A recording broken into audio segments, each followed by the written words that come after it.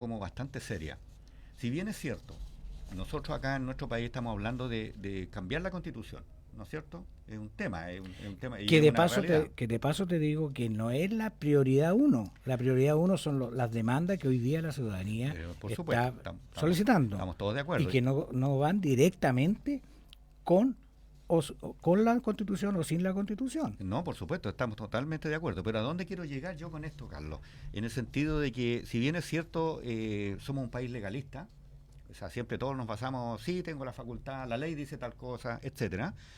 El tema que yo lo veo como muy preocupante y debiera ser considerado para esta nueva constitución, el hecho de dejar plasmado el que no se pueda permitir estas tres variables que nosotros mencionamos: la corrupción, el Y abuso la y la impunidad. impunidad. Claro. ¿Por qué?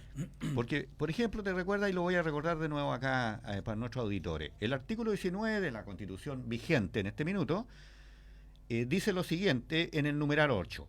El derecho, dice, la Constitución asegura a todas las personas, en el numeral 8, lo siguiente: el derecho a vivir en un medio ambiente libre de contaminación, y es deber del Estado velar para que este derecho no sea afectado y tutelar la preservación de la naturaleza. La ley podrá establecer restricciones específicas al ejercicio de determinados derechos o libertades para proteger el medio ambiente. Pero esto está en el papel, esta es la Constitución.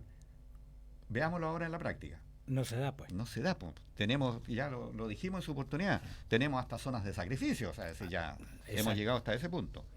Y después hay otro artículo que lo vamos a tratar al final del programa, que tiene que ver con el hecho de que aquí, si bien es cierto, tenemos una constitución que a muchos no les guste, el problema no pasa por ahí, el problema pasa de que no se respeta. Y las autoridades que deben respetarla y dar el ejemplo, no lo hacen. Entonces, después están quejándose de que hay una explosión social. Y empezamos a buscar excusas, ¿no? Lo que pasa es que los alienígenas, el comando extranjero de no sé dónde, y no quieren reconocer de Ahora, que son ellos los que produjeron esta claro. situación, po. Ahora se comenta, y es como un tema ya vulgarizado, por decirlo así, el tema que dice, no, es que las mineras tienen retenidas las aguas. Yo creo que las mineras sí, en gran parte, pero también los grandes agricultores, ¿cierto? En la precordillera también tienen ellos una cuota de responsabilidad.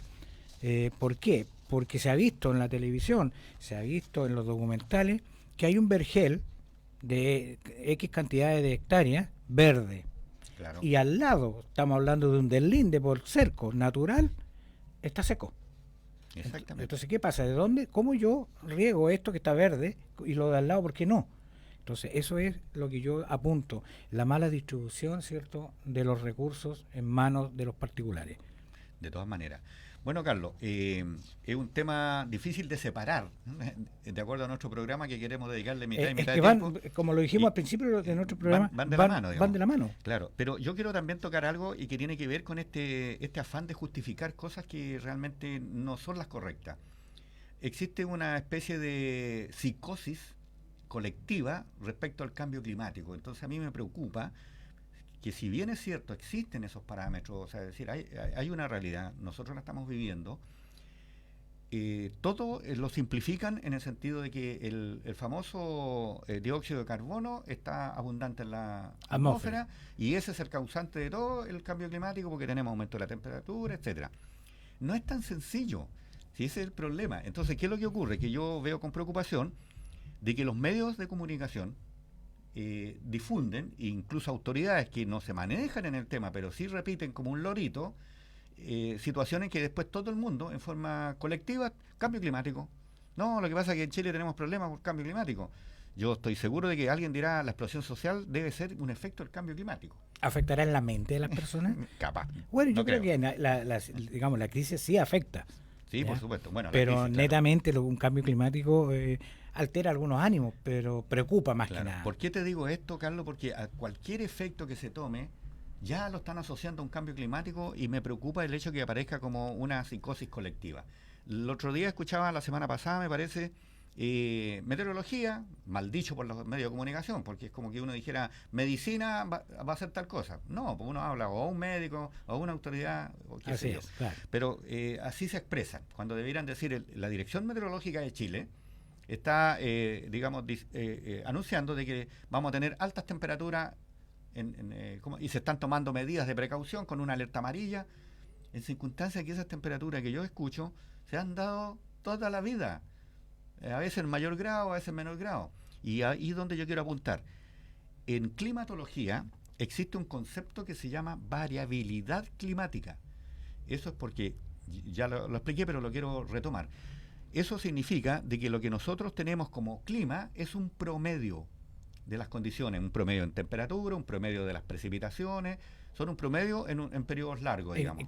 ¿Qué tan largo? En el caso pluviométrico son 30 años. Todo esto ¿Estaríamos al final?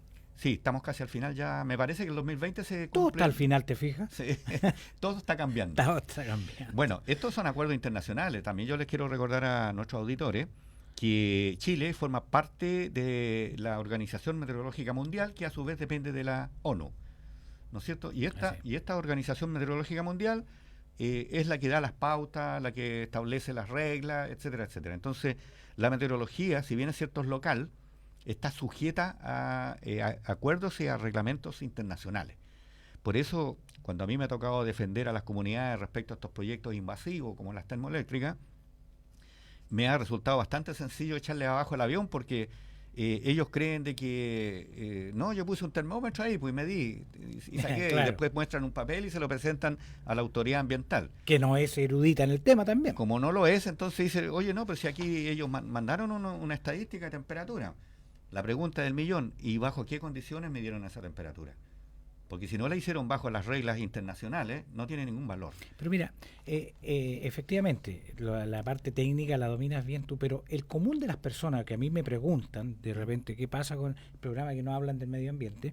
Quieren respuesta, yo las entiendo y muchos también lo entienden, pero muchos no comprenden la parte técnica. Entonces, no, es difícil, en palabras más simples, ¿cómo le podemos explicar a nuestros oyentes en qué consiste el tema que estamos hoy día hablando del déficit hídrico? Mira, lo que sucede es que es muy importante que cuando tú tienes un problema tienes que hacer un diagnóstico.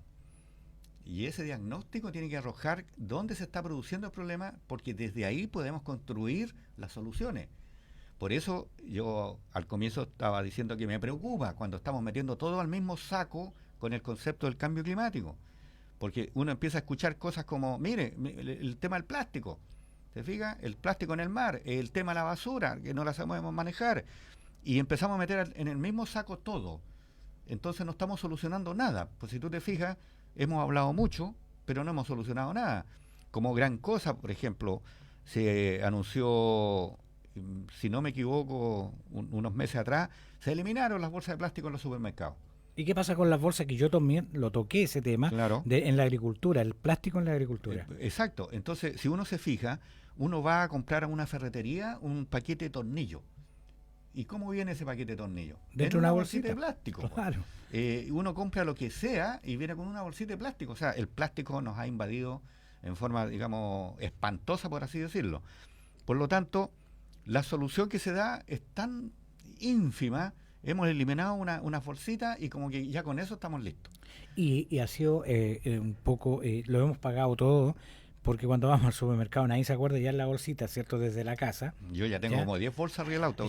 Yo creo que la mayoría. Claro. Y lo otro es que ha sido un gran negocio para los mismos supermercados, porque nos están vendiendo, ¿cierto? Algo que debería de ir gratuito en la compra. Eliminaron un servicio ellos.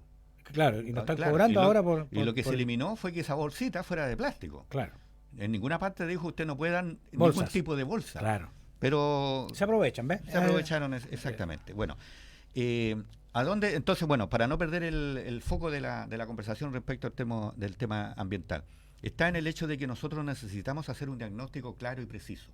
Y para que la gente me entienda, es lo mismo cuando en su casa, particularmente las mamás, le ponen atención a eso, que el hijo tiene fiebre. ¿No es cierto? Ya, descubrimos que tiene fiebre. Pero hay que ver por qué se le produjo la fiebre. Y eso es lo que yo veo, que la Tierra, al tener un calentamiento, estoy hablando de Tierra como planeta, al tener un aumento de temperatura, ¿no es cierto?, que es una realidad, podríamos compararla diciendo la Tierra tiene fiebre. Ahora tenemos que buscar la solución para eliminar la fiebre. Si bien es cierto, estos gases invernaderos tienen un efecto, pero tenemos una escalada de otras cosas que también tienen un efecto, entonces no podemos darle una solución tan sencilla. Y en el caso de Chile, el aporte que nosotros hacemos por la baja industrialización que tenemos es mínima, es cerca del 0,2% de aporte de gases de efecto invernadero y de CO2 a la atmósfera en términos de planeta. Estados Unidos, China, la Unión Europea, tú dices los países India, desarrollados. Los países desarrollados, en su conjunto, más o menos aportan el 80%. O sea, Estados Unidos más o menos el 30%, China el otro 30%, por así decirlo, en términos redondos. Y nosotros como el 0,2%. A lo mejor puede que haya aumentado más en estos últimos años, pero no sé, pues dejémoslo en cualquier valor que usted quiera ponerle, pero es 0, no comparado con el 30%, sino que esté en el 0, Ahora, eso no significa que no tengamos que tomar medidas. Lo que sí yo pienso de que le estamos dando prioridades distintas. ¿Por qué nosotros sí tenemos un problema de contaminación? Es por un concepto local que tenemos acá y que tiene que ver con la alta presión que nos rige en la zona norte de Chile. Esa tremenda alta, que se le conoce como una alta cálida, tiene que ver con la circulación general de la atmósfera.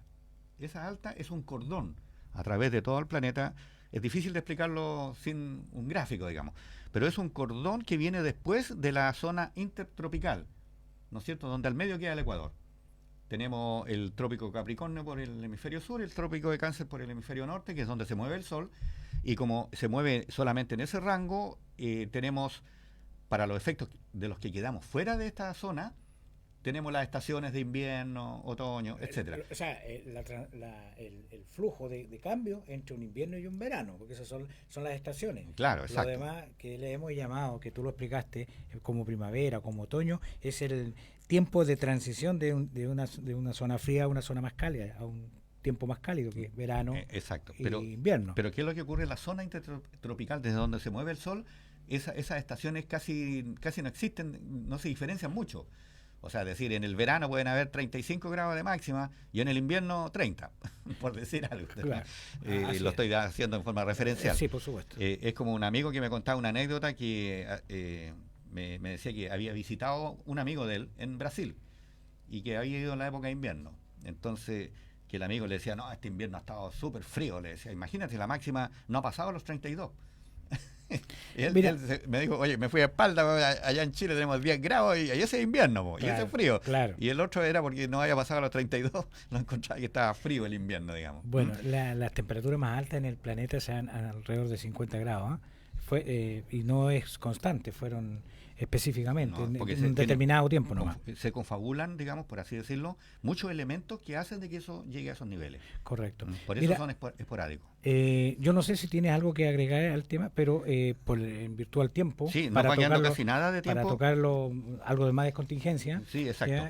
Podríamos claro, ver. Yo quiero leer rápidamente acá algunos conceptos que tienen que apuntar a lo que yo digo, que aquí estamos hablando en forma psicótica con el cambio climático, y cualquier cosita rara que nos parezca es cambio climático. Por ejemplo, tengo acá alguna estadística que tiene que ver con la caída de nieve en la zona central. Por ejemplo, en el año 1914, acá en la zona central no alcanzó a hacer nieve, pero sí se identificó como agua nieve, y esto fue... agua nieve, y este fue en el mes de septiembre. Entonces, si en este minuto, en septiembre, llegara a caer agua nieve o algo de nieve, ¿cuál sería la reacción?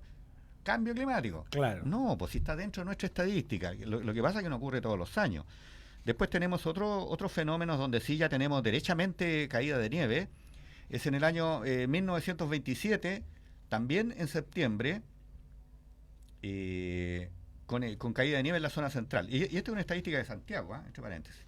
Después tenemos el 1934, también caída de nieve en el mes de octubre. O sea, este tema ha sido como cíclico. Es cíclico.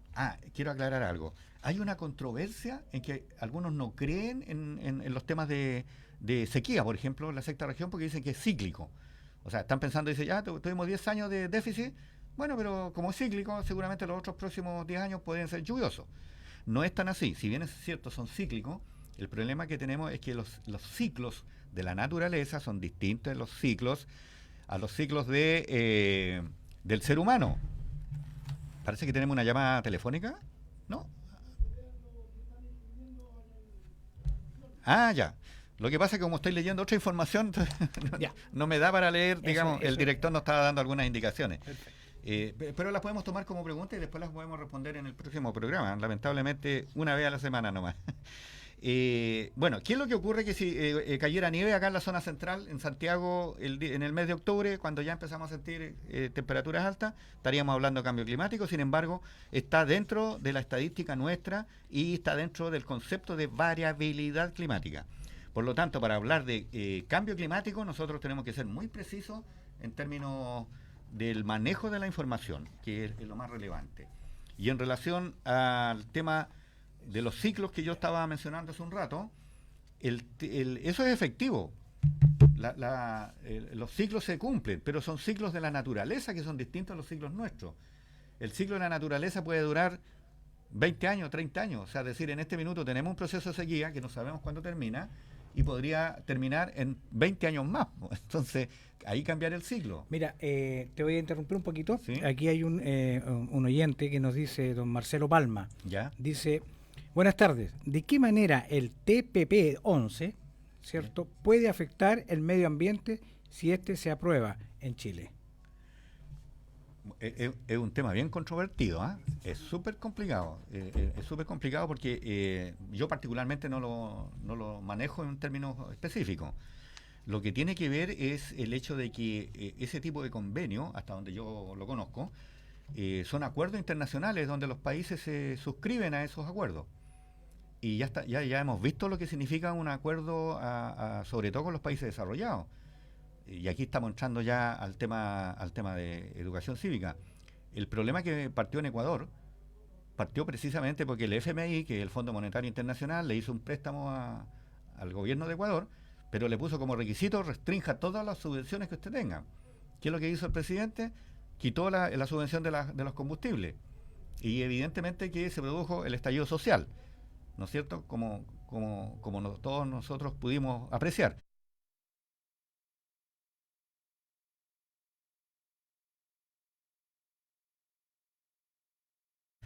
¿Eso qué significa? De que a mí me preocupan, sin tener, y aquí estoy hablando un poquito de más, sin tener el conocimiento específico, que este tipo de convenio hay que ver qué restricciones nos empiezan a poner en algunas cosas, porque nos obligan a cumplirla. Pero es un bonito tema que yo creo que vamos a tomar en cuenta para el próximo programa. Sí, lo vamos a tomar en cuenta porque es interesante la pregunta que hizo el oyente. Absolutamente. Bueno, según mi control nos van quedando como 5 minutitos, Carlos. Y yo quiero mencionar y volver al tema educación cívica con algo bien específico. Ojo, mientras tú buscas ahí, yo quería hacer un alcance a la pregunta que hizo el auditor. El tema de los tratados que tienen que ver con el medio ambiente, Ajá. hay que tener mucho cuidado, hay que saber informarse, ¿cierto? Porque ahí hay muchas cosas que se están manejando ocultas. Obviamente. Entonces, no es llegar y dar una respuesta general, sí, porque podemos herir a lo mejor o dañar o cometer un error. Exacto, cometer un error o dañar el objetivo real de este tema. Exacto, ¿ya? sí. Yo creo que buena la pregunta, se la vamos a contestar como corresponde a toda la audiencia, ¿cierto? En el minuto del próximo sábado, porque la verdad es que sí, ese tema no, como que nos pilló un poquito el tema. No, por supuesto. ¿ya? Es que y no tenemos por qué saberlo todo, no, por supuesto. pero sí le vamos a dar una respuesta al señor Palma. Sí, no, de todas maneras. La verdad es que le quiero recordar a nuestros auditores de que este es un programa de carácter ciudadano. Nosotros somos ciudadanos, ¿no es cierto? En el sentido de que tenemos un conocimiento específico, en el caso mío en el tema ambiental, pero también un conocimiento general en educación cívica. Por lo menos yo me jacto de tener ese conocimiento, porque en mi educación media yo recibí educación cívica, que no ha cambiado demasiado a la fecha. Se está estudiando, y lo he conversado, yo tengo una hija que es profesora, ¿Ya? y también me ha dicho comentarios de que se ha estudiado el tema de volver a... Ella no es profesora de letras, ¿ya? Ella es más científica, ¿ya? Pero se ha dado a entender que debiera volver los ramos que antes a nosotros, gracias a Dios, los tuvimos, como es la educación cívica. Exacto. ¿Ya? Y que por ningún motivo la historia debería desaparecer, porque un país sin historia no es país. O sea, de hecho, hasta donde yo recuerdo, en el gobierno del expresidente Lagos, se eliminó educación cívica, la sacaron, no me acuerdo en qué contexto, pero como éramos un país bastante dormido todavía. Sí, pero la educación cívica es un tema pensante. Sí, pues, nadie dijo nada en ese minuto. Afortunadamente, creo que todas esas situaciones que mencionamos, por ejemplo, cuando hablamos de ex gobiernos, yo los pondría en el Chile 1.0. Y a partir de octubre, yo me atrevería... De este año, a partir del mes recién pasado, yo me atrevería a decir de que ahora tenemos un Chile 2.0. Y por lo tanto con más exigencia, con una ciudadanía más participativa, y que obviamente pasa por una situación que a nadie nos gusta, como son el tema del vandalismo, los saqueos, etcétera. Y espero que la participación ciudadana no decaiga en este sentido. No, yo creo que ya la ciudadanía... para no asociarlo a eso, porque, no, lógico. Sino que asociarlo en el sentido que el día de mañana podamos salir a protestar sin esa variable tan negativa, digamos. Yo creo que ese tema ya la gente se está hasteando un poquito del tema del vandalismo y todo eso, que si bien es cierto, se escapó de las manos a nuestras autoridades en general. No estaban preparadas. No, pero la ciudadanía no es ajena a esto, no es ciega ni sorda, ya está recapacitando. Sí. ¿Ya? Porque ya las medidas se solicitaron, ya los cambios se pidieron. Hoy día hay que volver un poco a la calma y dejar que el contexto de acuerdo se desarrolle. Y Carlos, antes, porque ya nos quedan un par de minutos, quiero mencionarte algo que a mí me parece relevante, que tiene que ver con nuestra contingencia, con el famoso cambio constitucional, etcétera, y sobre el reclamo que tiene todavía la ciudadanía respecto a que no visualiza soluciones a las demandas. Una de ellas es el tema de la AFP. Y quiero tocar este punto. Fíjate que 3 senadores de la oposición, el 17 de octubre del 2019, hicieron una presentación a la Contraloría de la República para determinar el famoso factor o la famosa tablita de los 100 años o 110 años que aplican la AFP para calcular las pensiones. ¿Te acuerdas que en un programa nosotros dijimos hay que cambiar esa tabla y no calcularla a 100 o 110 años, sino que a los 85 años que más o menos tiene el promedio del país. Que es lo más lógico. Claro, y que con esa solución las pensiones se duplican de inmediato. Absolutamente. A pesar de que se ve como una situación tan sencilla, no hemos escuchado de parte de las autoridades que estén metiéndole el diente, salvo este documento que estoy mencionando, de que ya se le consultó a la Contraloría la legalidad de la aplicación de los famosos 110, 100 o 105 años, la legalidad que tenga de aplicar esa tabla. Porque pareciera que es... O sea, sería inconstitucional. Inconstitucional, exactamente. Entonces, ¿por qué es relevante lo que yo quiero mencionar ahora? Es que, en mi opinión, si yo fuera un afectado, yo mañana me acercaría a la AFP y le diría, señor, yo quiero que me dé explicaciones sobre la famosa tablita porque la quiero cambiar. Oye, pero hay un tema grave, que en el fondo hoy día la AFP están pagando las pensiones con un tema de reparto. Aplicando el sistema de reparto que ellos dicen que es malísimo. Claro, es malísimo, pero lo están aplicando. Ahora, ¿cómo lo están aplicando? Es bastante simple explicarlo. Sí. Exacto. Pero va a ser un tema que va a quedar pendiente y ojalá anótalo ahí para que lo partamos la próxima semana. Acá. Pero para cerrar el programa, quiero mencionar de que, en mi opinión, esta aplicación de esta tabla es de solución inmediata, porque es una facultad que tiene la Superintendencia de Pensiones junto a la Superintendencia de Valores y Seguros, que ahora se llama Comisión de Mercado Financiero. Esas dos entidades son las que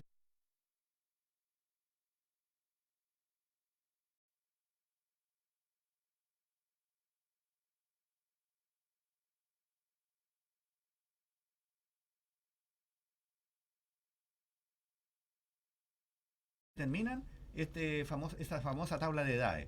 Por lo tanto, si el día lunes ellos emiten un documento cambiándolo, un decreto ley, claro, puede ser, y esa, una ley nueva, no necesita ley. No necesita ley, entonces. No necesita, o sea, ley. Es más rápido todavía. Es mucho más rápido porque simplemente ellos lo cambian, porque ellos tienen la facultad para aplicarlo. Correcto. Entonces, esto se puede, así con un chasquido de dedos, disculpando las proporciones, se soluciona el problema de las pensiones para que se aumenten de inmediato. Ahora, ya hay una acción en Contraloría y va a ser interesante escuchar qué es lo que dice Contraloría, pero Contraloría va a tener que decir que es inconstitucional, porque hay un documento, o sea, no es un documento, hay ¿Un artículo? Un artículo, mira, y que tiene que ver con la Constitución. Dice, el derecho de propiedad, garantías contempladas en el artículo 19, numerales 18, número 2 y número 24 de la Constitución respectivamente. O sea, es decir, el hecho de que este derecho de propiedad, en mi opinión, significa de que las platas que están en la AFP son platas individuales. Por lo tanto, si yo fuese un beneficiario y que me voy a jubilar, en mi opinión, porque no soy abogado, yo iría a la AFP y le diría, señor, yo quiero que usted me haga una pensión contemplando un término a los 85 años, o al que yo quiera, o a los 80, o a los 90, si es mi plata. Yo defino cuándo se me acaba. Todo el mundo alega, dice, es que es muy largo el periodo que a mí me planificaron mi pensión. Exacto. Pero resulta que si yo tengo una enfermedad terminal, que yo ya estoy desahuciado, voy a, no sé, con suerte, por decirlo así, 5 años más, Claro. debería ser proporcional en lo que yo voy a vivir mi enfermedad que ya tengo, pero como por decirlo así. Pero como decisión de decisión tuya. Por supuesto. No por decisión de la superintendencia. Por supuesto. Si es tu plata, pues, Carlos. Claro. Mira, ¿Y qué pasa con los fondos que nosotros tenemos en la AFP que no están considerados en el reparto? Porque se supone que el reparto es de los trabajadores más nuevos, Claro. ¿cierto? Están ellos aportando y están pagando las pensiones con esos aportes. Ahora, ¿qué pasa con la plata nuestra? Están afuera, pues. Por supuesto. Pues, Están prestadas afuera. Están siendo manejadas por las grandes empresas. De todas maneras. Bueno, esto lo dejamos como para profundizarlo en el próximo programa, porque se nos acabó el tiempo. Y yo creo que es muy interesante y yo quiero dejarle muy marcado a nuestros oyentes de que, en mi opinión, basta que uno vaya a hacer la petición. La AFP te va a decir que no. No se puede. ¿Por qué no se puede si es mi plata? Y yo puedo. Estoy seguro que sí se puede. Aquí en Chile tenemos muchas autoridades que dicen no se puede porque nunca se ha hecho. ¿No es cierto? Claro. No, pero sí se puede. Yo tengo experiencias personales que me han dado esa respuesta. No, señor, no se puede. A ver, un momentito. ¿Y por qué no se puede? Claro. ¿Y por qué? No, porque nunca se ha hecho. Y de ahí yo sigo y al final terminamos que sí se puede. Por lo tanto, yo creo que aquí yo quiero dejar plantada esta semillita de que la gente empiece a moverse en forma individual e ir a reclamar esto. Porque la AFP, en forma individual y pacífica. Y pacífica, por supuesto. Pero cuando vayan harta gente, ya empieza a hacer noticias. Claro. Bueno, Carlos, lamentablemente se nos acabó el tiempo. Nos cambiaron el director. Llegó el director que siempre nos empieza el dueño del tiempo. A mirar de la gente feo. del tiempo. Exactamente. Exactamente. Bueno, que estimados auditores, espero de que les haya interesado el tema. Apenas lo tocamos y lo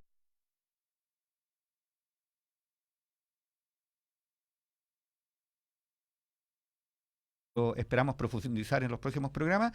Carlos, te cuento de que me he contactado con algunos amigos, les ha interesado el programa y quieren participar. Perfecto, así que bienvenido. La próxima semana a ver si coordinamos algunas visitas para que empiecen a participar también en estos temas. Y yo, antes de despedirme, disculpa, Adolfo, quería decirle a la persona que escribió, ¿cierto? ¿Sí? La consulta, su consulta va a ser contestada en su plenitud en el próximo programa. De todas maneras. Bueno, yo me despido, que tengan un lindo fin de semana y muy buenas tardes.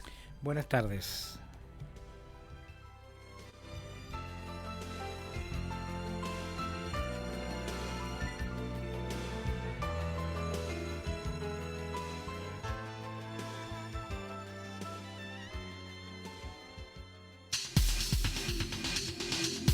Y así llegamos al término del programa Despierta San Vicente. Desde ya los dejamos invitados para el próximo sábado desde las 14 horas. Que tengan un lindo fin de semana. Les recordamos que las expresiones vertidas en este espacio no representan necesariamente el sentir de Radio Ritmo FM. No te cambies del dial, hacemos una pausa y ya volvemos.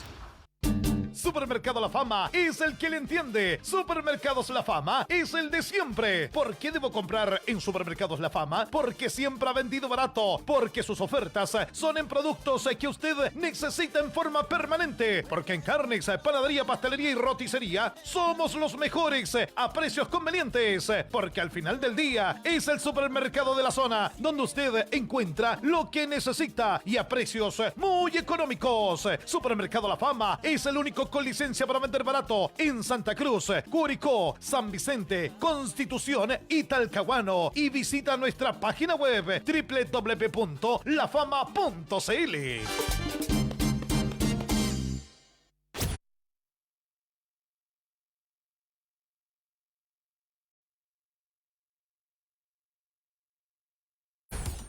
Las mejores ofertas en Universal Repuestos Tagua. Acá encontrarás una gran variedad de productos y accesorios para tu vehículo. Lo mejor para tu auto encuéntralo en nuestras 3 direcciones. Casa Matriz, Avenida Central 848 y sus